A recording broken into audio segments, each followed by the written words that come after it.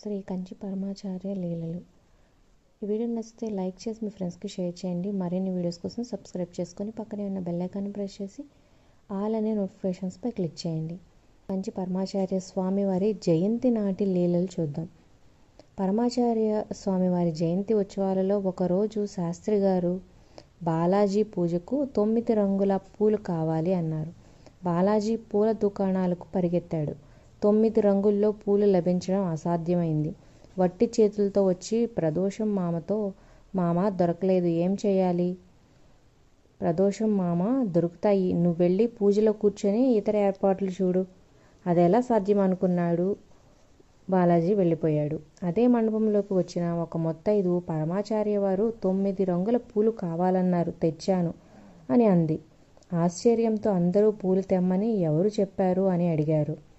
ఆమె, నాకు 2 రోజుల క్రితం పరమాచార్య స్వామి వారు కలలో కనిపించి 9 రంగుల పూలు తేగలవా అని అడిగాడు. ఆమె, తప్పక ప్రయత్నిస్తాను అంది. స్వామి ఎగ్మోరుకు తీసుకురా అన్నారు. ఆమె కష్టం మీద 9 రంగుల పూలు సమకూర్చుకొని ఎగ్మోరు వచ్చి విచారిస్తే స్వామి జయంతి జరిగే ప్రదేశం చెప్పారు. ఆమె ఆ పూలను ప్రదోషం మామకు అందించింది.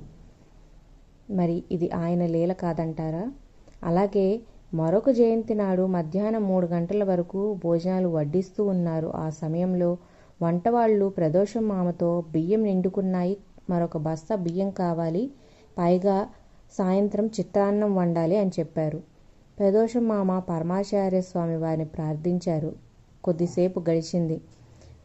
మఠం వాకిట్లో అంబాసిడర్ కారు దిగింది. స్వామివారి భక్తుడైన పరుశరామయ్యల్ భార్యతో కలిసి అరక్కోణ నుంచి వచ్చాడు. కారు దిగి డ్రైవర్తో, డిక్కీలో ఉన్న బియ్య బస్తాలు మఠంలో పెట్టు అని ఆదేశించాడు.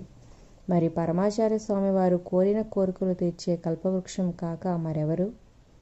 ఈ వీడియో నచ్చితే లైక్ చేసి మీ ఫ్రెండ్స్కి వాట్సాప్, ఫేస్బుక్ ద్వారా షేర్ చేయండి.